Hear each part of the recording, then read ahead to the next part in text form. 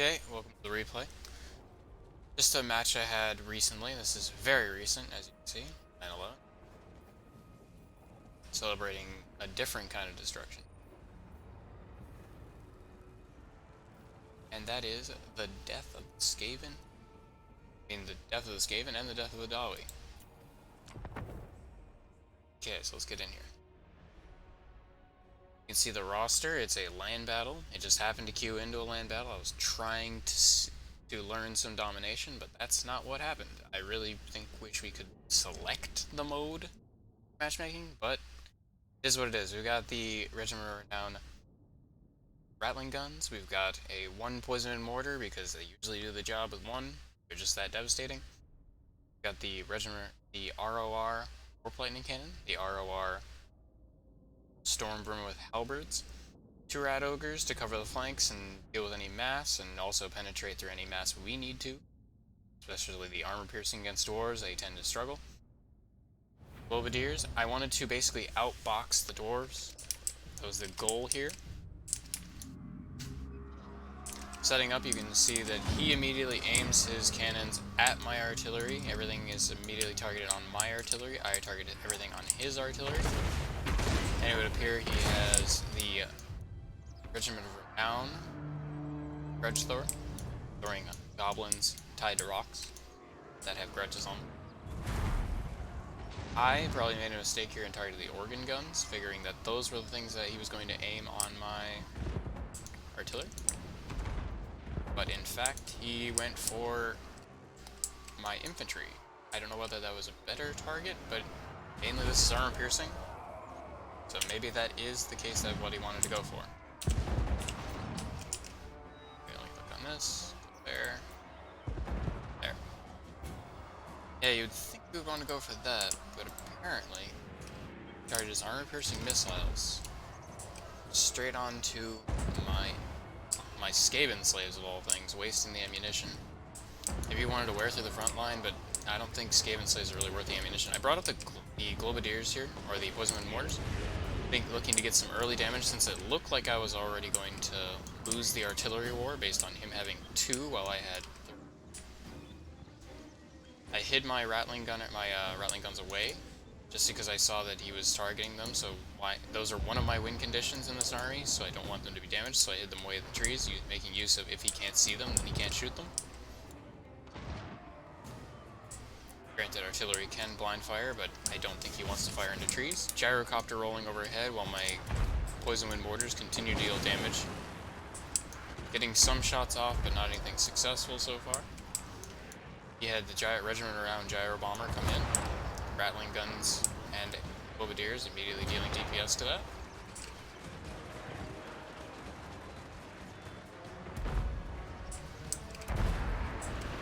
Pretty much immediately, I didn't realize this at the time, but that pretty much immediately wiped out all the crew for my Warp Lightning Cannons and secured the artillery war for him.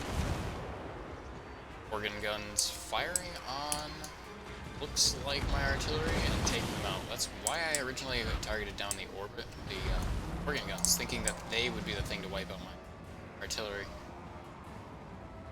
Which, there goes his organ guns as well. Pretty sound trade there. Organ guns into the lightning gun.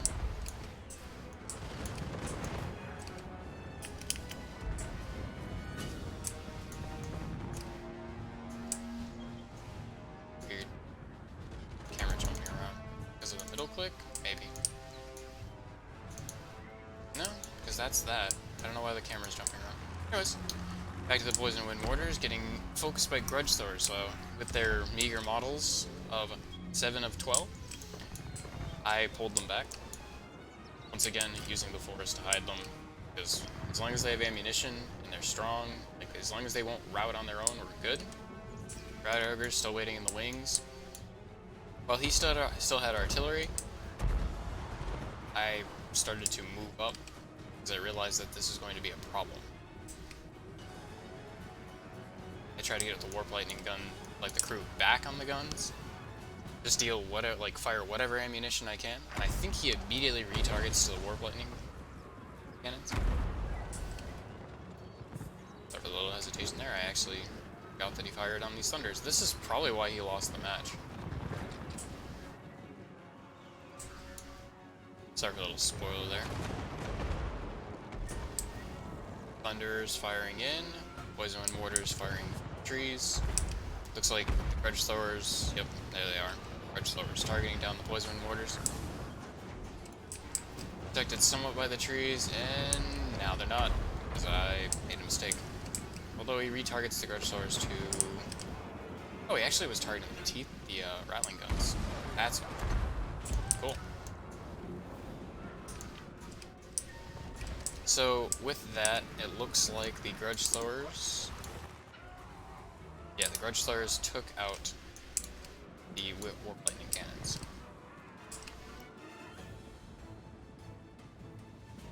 Still trying to maintain that standoff. He's still trying to get as much value as he can from these Gyro Bombers, but I had quite enough of them at this point. Still unwilling to move up, as I was just like, I will suffer this man's artillery.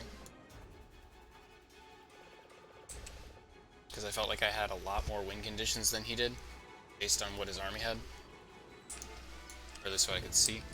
I didn't actually see this for a long time, even though, like, these don't have Hide and Forest, I don't believe. Or they do have Hide Forest. So yeah, I didn't see those because they were legitimately hidden. Those Iron Breakers will come in later.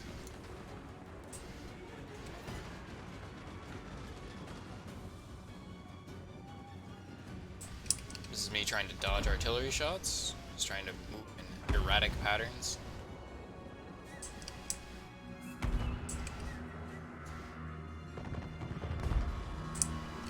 But what's coming in there that's actually getting shots off? Couldn't tell you. Like small explosions, but what's doing that? Oh, it's the Gyro Bomber firing from that far. There's Sound Volley. Again, keeping the Poison Wind Mortars just hidden away. Still do whatever. Your ammunition being very useful. Gobadier's got a bit tore up by artillery, but such as. That's why I'm trying to bring enough win conditions. If I bring enough win conditions, then I can, basically he has to focus enough threats that if he takes all of them, like if he takes most of them out, I still have one. That's in my idea, generally my idea with a lot of this.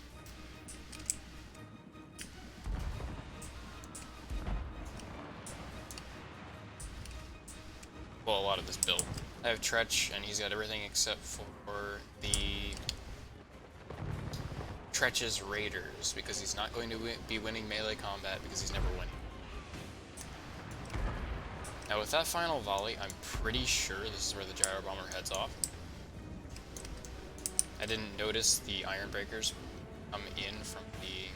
Oh, I don't know Desolation. But yeah, I didn't notice the Iron Breakers come in, like, this little gap. So well played by my opponent, making Dwarves sneaky. This is where I tried to get the last bit of damage with my Rattling Guns and got nothing. Thunder is outranging them.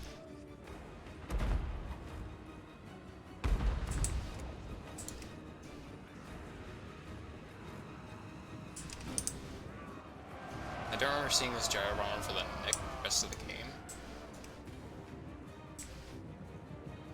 At this point, I realized that he has a lot of the ranged advantage now, like in terms of artillery and such, and I was like, well, since I have mass, and doors are weak to mass, I can start applying that weakness.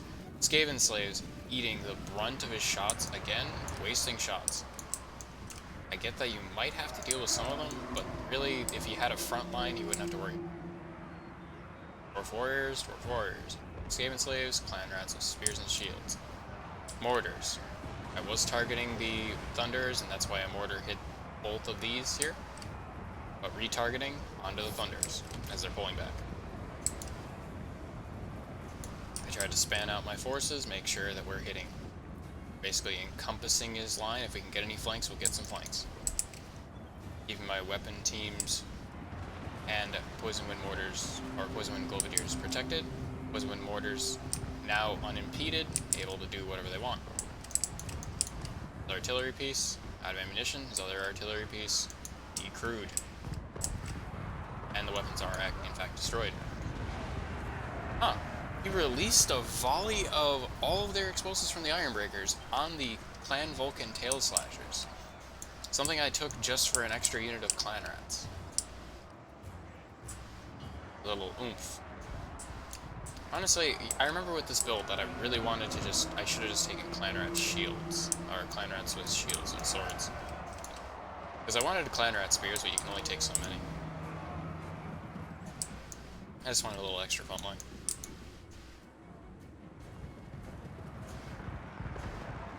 Thunder is getting wiped out with Poison Wind Globadiers. I was quite happy with this. One part that I'm not going to be happy with in a second, while my Rat Ogres get in on the Thunders, is I'm going to be really sad about this in a moment.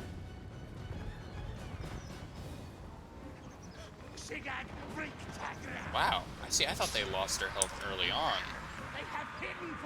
But I thought they lost their health like way earlier on. But actually what they lose most of their health to is, or I thought they lost their health to these Dwarven units, and I thought that was my fault. And I actually microed them back quick enough. I also shot my own units.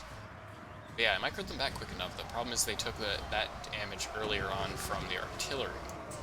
Interesting.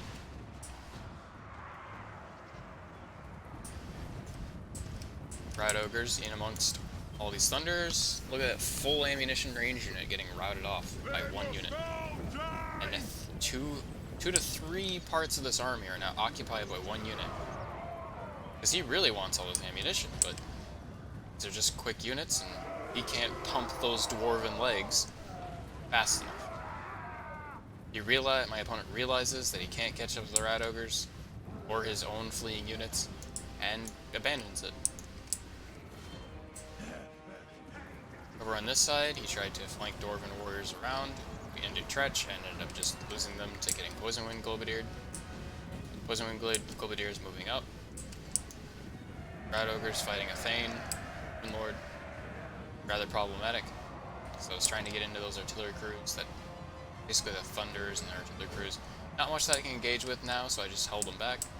Poison Wind Globadiers, this is where I quite messed up, in the sense that I microed these forward and then just forgot about them for a moment while I was microing everything else. I did spread out the formation of Poison Wind Globadiers to avoid that blast effect. Poison Wind Globadiers routing off. Tretch, again, miss micro here, routing off a shattered unit. Rat Ogres getting a bit caught up, probably re-engaged. Probably didn't mean to re-engage, but you know how the AI works. Once it gets attacked, it wants to pull back into the fight. This is rather punishing for my opponent, for him to keep on top of these Rat Ogres. Good play by him. Realizing that my front line is not doing anything, I pulled over the Clan Rats, or the Skaven Slaves, and the Clan Rat Spears with shields. Council Guard doing their best, and doing what they do best. Stand and fight. That armor piercing from the halberds, making them very effective against dwarves. Best armor piercing they have anyway, as infantry. In the Skaven roster.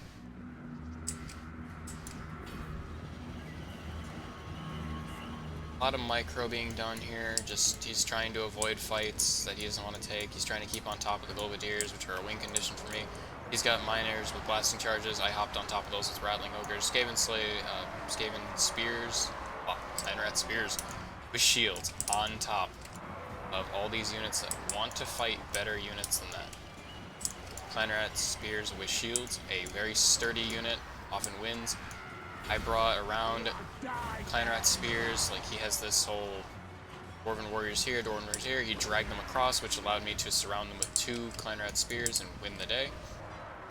In a bit here, Tretch Craventail is going to get into a fight with the Rune Lord and start taking a bit more damage than I care for him to, and that's where I pull him out. But yeah, he has all the leadership buffs, stand and die and such. Iron Breakers, having thrown all their ammunition, are effectively useless in this engagement because as much as they may be sturdy, slow, just like every other Dwarven Warrior unit. Clobadiers being pulled back. I'm looking to get the Skaven Slaves very thin so they can get engaged on this corner and block out that unit. But instead, he immediately avoids being caught out in that fashion. Rat Ogre's having a field day over here, assisting the Skaven Slaves and Iron Knight Spears. Clobadiers here, forgotten about most likely. Rat Ogres and Skaven Slaves cooperating to just absolutely plow into these Iron Breakers. They may be sturdy and will hold up against this for a while, but every bit of damage counts right now, as we are very close in the balance of power. And while he might be able to take army losses will rout me off quicker than hell.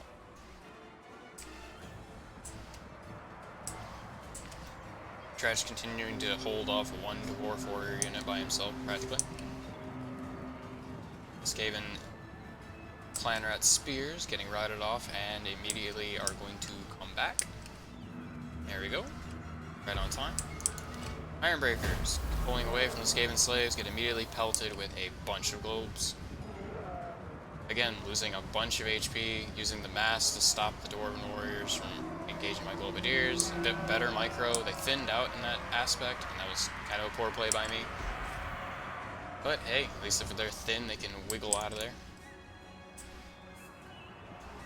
Tretch fighting an entire Dwarf unit by himself. Never mind that the Clan Rat Spears are there. He's the best. The best Skaven Lord. Best chieftain of Clan Rictus.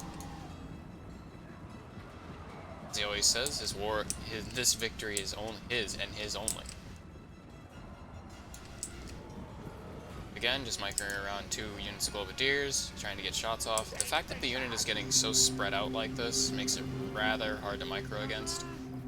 It makes it easier for the Rat Ogres to get pickoffs. I tried to pull them out to get another charge in. The problem is just not knowing that all these units were fairly spread out. I didn't have it highlighted like this when I played. I now have it highlighted like this because it allows you to get a lot more strategic plays in. And you know exactly where everything is immediately at a glance. Poison Wind Mortars actually still pulled back. Yeah, I didn't use them much after that initial engagement. Oh, they're actually out of ammo. Good on me. But I understand, like, if I still had ammo, I still probably wouldn't be using them right now, because a lot of this is just a melee engagement, and it's a lot of hammer and anvil stuff going on, which I don't want to hurt my own units, especially my Council Guard. The Council Guard being fantastic. Bit of the underneath of the map, if you want to see that. I do have the debug camera on, as it is tournament legal. Well, the final scene, as we see here, is a bunch of dwarves losing in melee to Skaven. The Rune Lord, abandoned by his men, routs off. He doesn't understand why they lost this day, but that's because the dwarves are stubborn and don't understand anything about advancement. Dirty Dawi. Dirty Dawi. And they will always be wiped out by superior Skaven engineering. Hope you enjoyed. Take care.